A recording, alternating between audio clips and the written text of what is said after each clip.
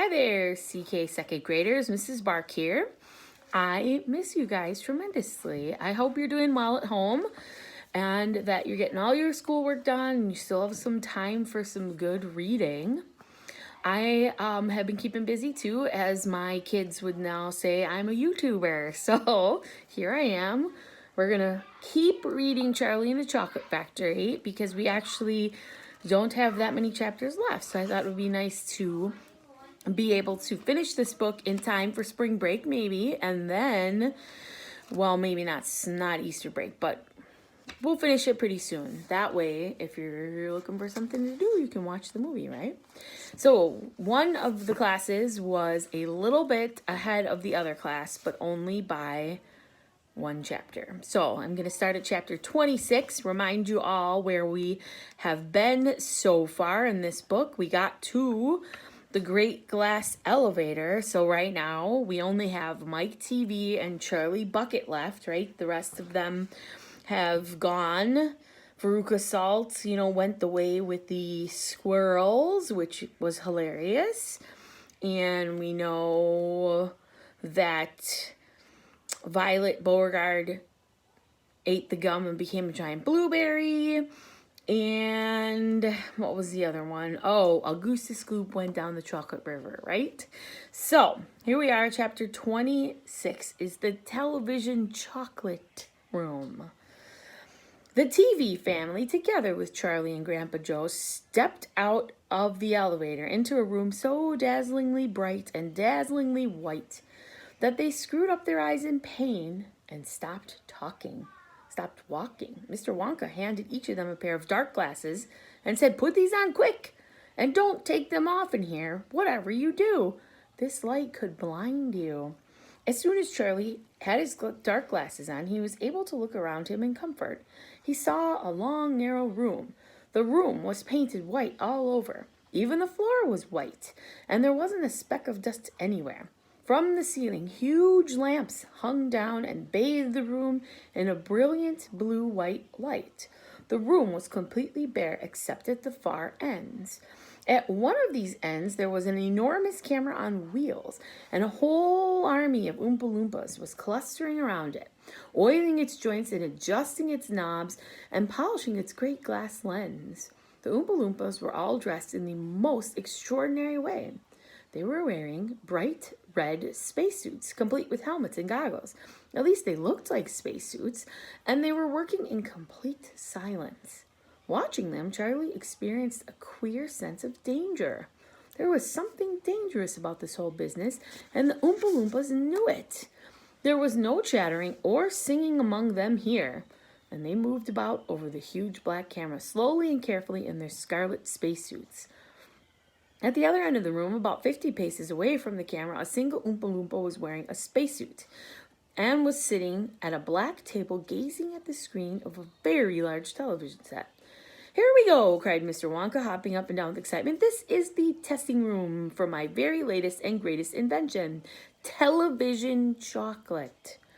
"But what is television chocolate?" asked Mike TV. "Good heavens, child, stop interrupting me," said Mr. Wonka. "It works by television. I don't like television myself. I suppose it's all right in small doses, but children never seem to be able to take it in small doses. They want to sit there all day long staring and staring at the screen." "That's me," said Mike TV. "Shush," said Mr. TV. "Thank you," said Mr. Wonka. "I shall now tell you how this amazing television set of mine works. But first of all, do you know how ordinary television works? It is very simple. At the end, where the picture is being taken, you have a large movie camera and you start photographing something. The photographs are then split up into millions of tiny little pieces, which are so small that you can't see them. And these tiny little pieces are shot out into the sky by electricity. In the sky, they go whizzing around all over the place until suddenly they hit the antenna on the roof of somebody's house. Then they go flashing down the wire that leads right into the back of the television set, and in there they get jiggled and joggled around until at last every single one of those millions of tiny pieces is fitted back into its right place, just like a jigsaw puzzle. And presto, the photograph appears on the screen. That isn't exactly how it works, Mike TV said. I am a little deaf in my left ear, Mr. Wonka said. You must forgive me if I don't hear everything you say. I said that isn't exactly how it works, shouted Mike TV. You're a nice little boy, Mr. Wonka said, but you talk too much. Now then, the very first time I saw ordinary television working, I was struck by a tremendous idea. Look here, I shouted. If these people can break up a photograph into millions of pieces and send them whizzing through the air and then put them together again at the other end, why can't I do the same thing with a bar of chocolate? Why can't I send a real bar of chocolate whizzing through the air in tiny pieces and then put the pieces together at the other end, all ready to be eaten? Impossible, said Mike TV. You think so? Cried Mr. Wonka. Well, watch this. I shall now send a bar of chocolate, my very best chocolate, from one end of the room to the other by television. Get ready there. Bring in the chocolate. Immediately, 6 Oompa Loompas marched forward, carrying on their shoulders the most enormous bar of chocolate Charlie had ever seen. It was about the size of a mattress he slept on at home. Here is a fun picture of them in their dark glasses, and then look, here's the giant chocolate bar. It has to be big, Mr. Wonka explained, because whenever you send something by television, it always comes out much smaller than it was when it went in. Even with ordinary television, when you photograph a big man, he never comes on your screen any taller than a pencil, does he? Here we go then. Get ready. No, stop. Hold everything. You there, Mike TV, stand back. You're too close to the camera. There are dangerous rays coming out of that thing.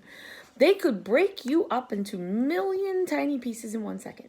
That's why the Oompa Loompas are wearing spacesuits. The suit protects them. All right, that's better. Now then, switch on. One of the Oompa Loompas caught hold of a large switch and pulled it down.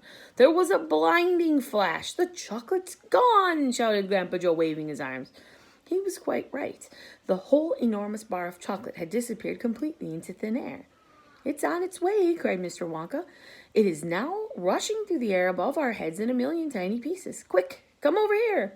He dashed over to the other end of the room where the large television set was standing, and the others followed him. Watch the screen, he cried. Here it comes, look. The screen flickered and lit up. Then suddenly, a small bar of chocolate appeared in the middle of the screen. Take it, shouted Mr. Wonka, growing more and more excited. How can you take it? Asked Mike TV, laughing. It's just a picture on a television screen. Charlie Bucket, cried Mr. Wonka, you take it. Reach out and grab it. Charlie put out his hand and touched the screen, and suddenly, miraculously, the bar of chocolate came away in his fingers. He was so surprised he nearly dropped it. Eat it, shouted Mr. Wonka. Go on and eat it. It'll be delicious. It's the same bar. It's gotten smaller on the journey, that's all. It's absolutely fantastic, gasped Grandpa Joe.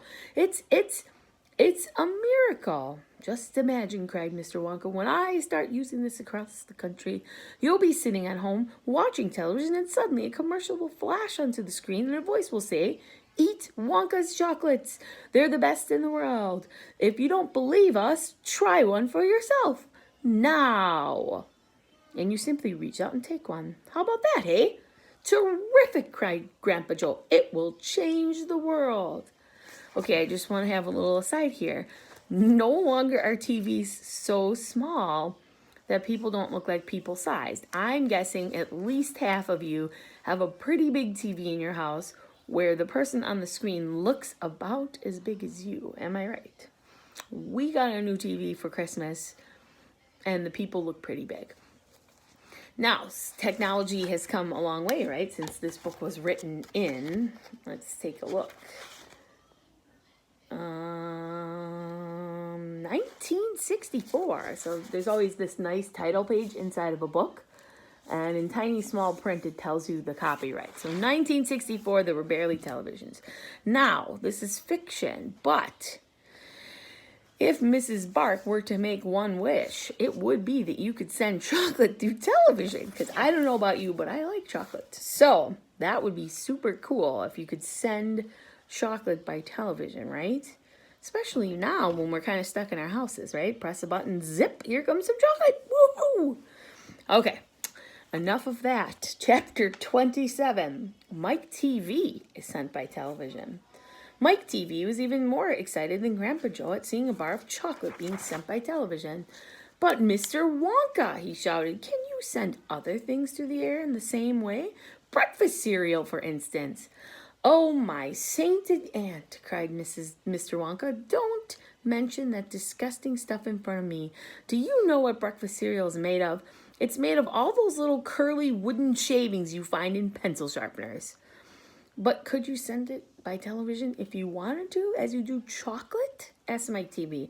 Of course I could. And what about people? Asked Mike TV. Could you send a real live person from one place to another in the same way? A person? Cried Mr. Wonka. Are you off your rocker? But could it be done? Good heavens, child. I really don't know. I suppose it could. Yes, I'm pretty sure it could. Of course it could. I wouldn't risk it, though. It might have some very nasty results. But Mike TV was already off and running. The moment he heard Mr. Wonka saying, I'm pretty sure it could, of course it could, he turned away and started running as fast as he could towards the other end of the room, where the great camera was standing. Look at me, he shouted as he ran. Excuse me. I'm going to be the first person in the world to be sent by television. No, no, no, cried Mr. Wonka. Mike, screamed Mrs. TV. Stop! Come back! You'll be turned into a million tiny pieces. But there was no stopping Mike TV now. The crazy boy rushed on, and when he reached the enormous camera, he jumped straight for the switch, scattering Oompa Loompas left and right as he went. Excuse me, I breathed and swallowed. Excuse me. See you later, alligator, he shouted, and he pulled down the switch, and as he did, he leapt out into the full glare of the mighty lens.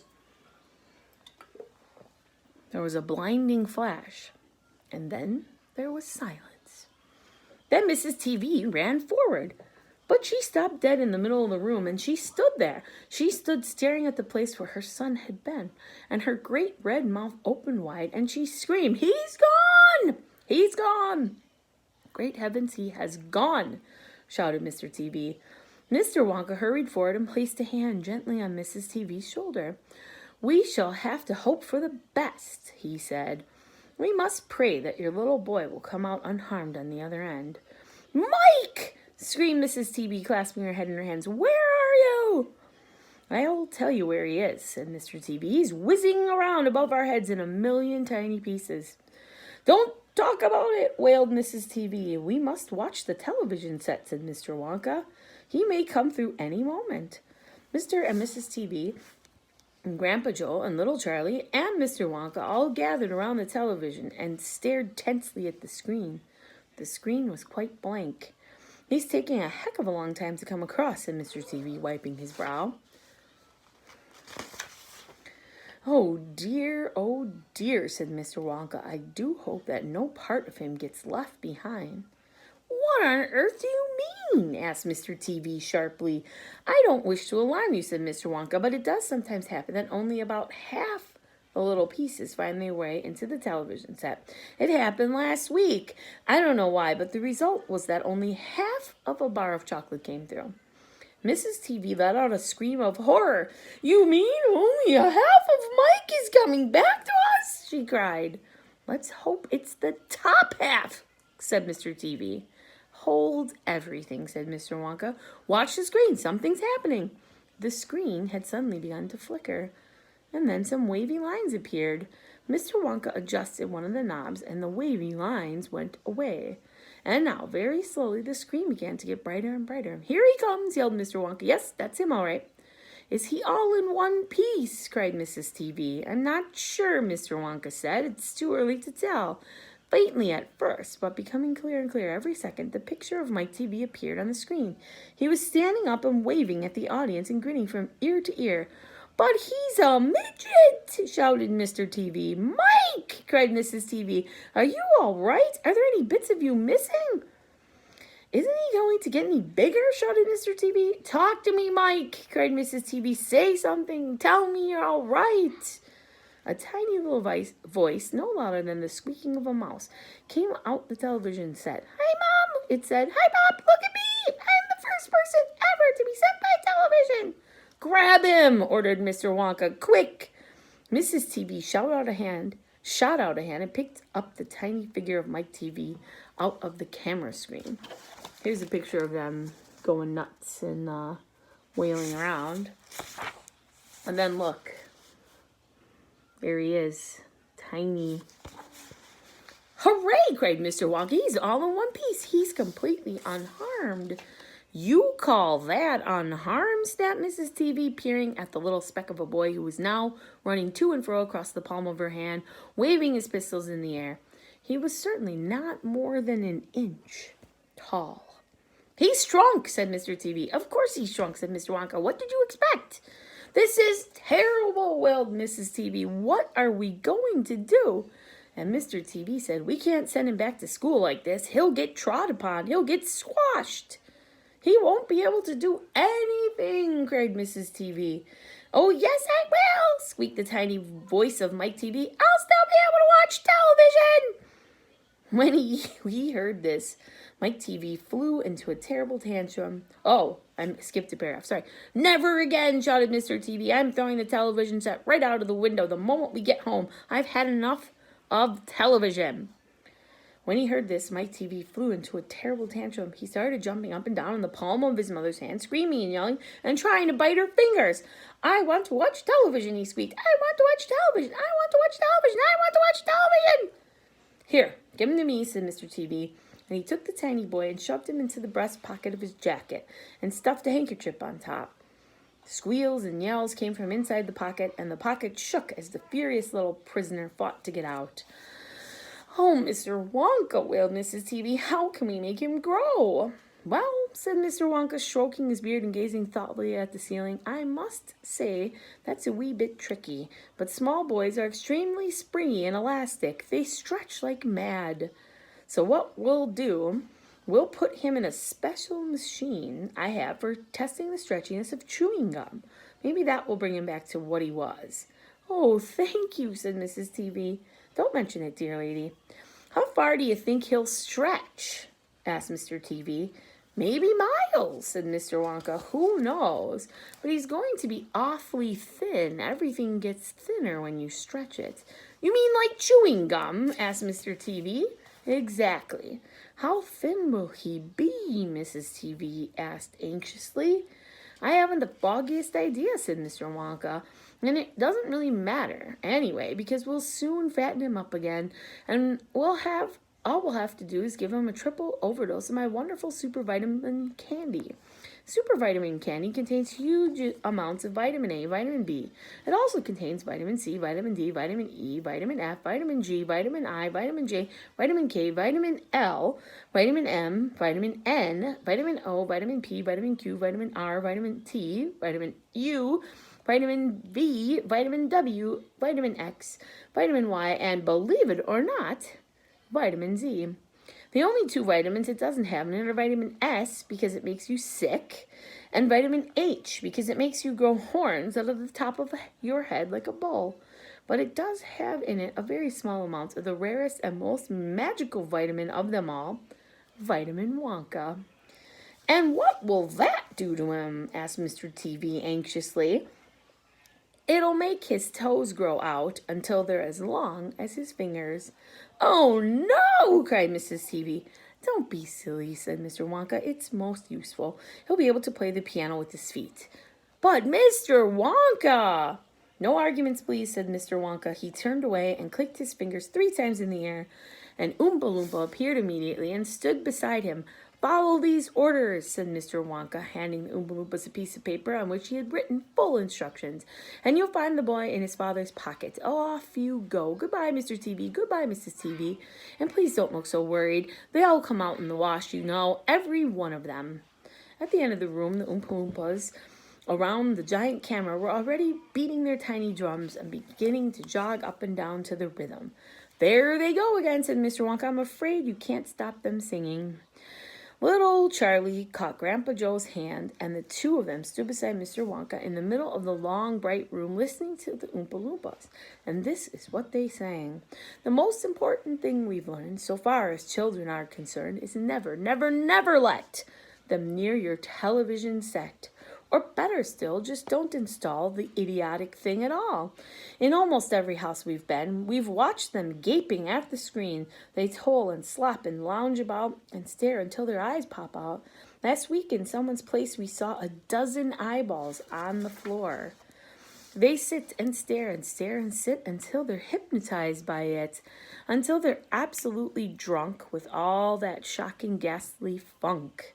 And oh yes, we know, it keeps them still. They don't climb out the windowsill. They never fight or kick or punch. They leave you free to cook the lunch and wash the dishes in the sink. But did you ever stop to think, to wonder just exactly what this does to your beloved tot? It rots the senses in the head. It kills imagination dead. It clogs and clutters up the mind. It makes a child so dull and blind. He can no longer understand a fantasy, a fairyland. His brain becomes as soft as cheese. His power of thinking rust and freeze. He cannot think, he only sees. All right, you'll cry, all right, you'll say. But if we take the set away, what shall we do to entertain our darling children? Please explain. We'll answer this by asking you. What used the darling ones to do? What used they keep themselves contented before this monster was invented? Have you forgotten? Don't you know? Why? We'll say it very loud and slow. They used to read. They'd read and read and read and read and then proceed to read some more. Great Scott, gadzooks. One half their lives was reading books. The nursery shelves held books galore. Books cluttered up the nursery floor.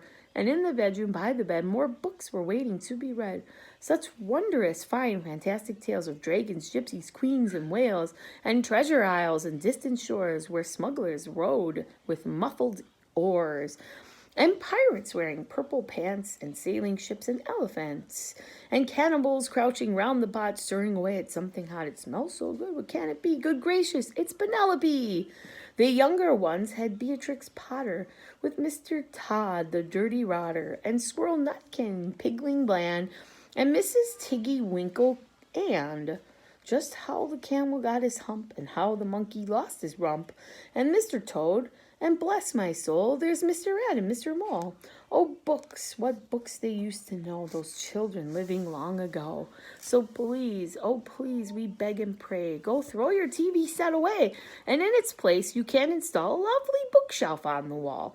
Then fill the shelves with lots of books, ignoring all the dirty looks, the screams and yells, the bites and kicks, and children hitting you with sticks. Fear not, because we promised you that in about a week or two of having nothing else to do, they'll now begin to feel the need of having something good to read. And once they start, oh boy, you watch the slowly growing joy that fills their hearts. They'll grow so keen, they'll wonder what they've never seen. And that ridiculous machine, that nauseating, foul, unclean, repulsive television screen. And later, each and every kid will love you more for what you did.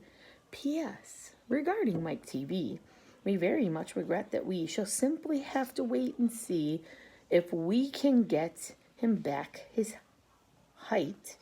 But if we can't, it serves him right. Here's one last little picture of the television screen with the Oompa Loompas running it. See that? I didn't want to interrupt the poem. Okay, I hope you are all doing well, and we don't have school next Friday. Always, right? With the Fridays. So I probably won't see you on YouTube for a couple weeks. But then when we do, we only have chapter 28 and 29 and 30, so maybe we can finish up the book. That would be kind of fun, right? And then I've got some other good Roald Dahl stories to read, or I might read the World According to Humphrey. Okay, so take it easy. Bye.